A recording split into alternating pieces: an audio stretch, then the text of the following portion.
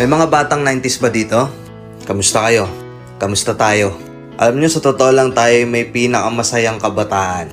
Tayo yung mga kabataan noon na napakababaw ng kaligayahan.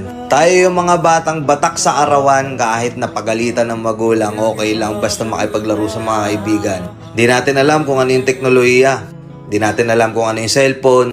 Di natin kilala si Coco Melon. Kontento na tayo sa mga laruan natin at sa kung ano yung meron. Tayo yung mga batang halos makompleto natin lahat ng laruan sa Jollibee at McDo. Bumibili tayo ng tig-pipisong laruan baka sakaling may laruan doon sa loob. Naalala nyo? Noong mga panahon, naghahanap pa tayo ng gagamba kung saan-saan. Naghahanap tayo ng mga sanga ng puno para makipaglaro ng baril-barilan. Kukuha tayo ng gulong sa tabi-tabi tapos pagugulungin lang natin kung saan-saan. Mabibwisit tayo kapag hindi tayo pinayagan ng magulang natin makipaglaro sa mga kaibigan natin sa ulanan. Tayo yata yung mga huling batch ng mga bata na nakikipaglaro pa ng tagu-tagu.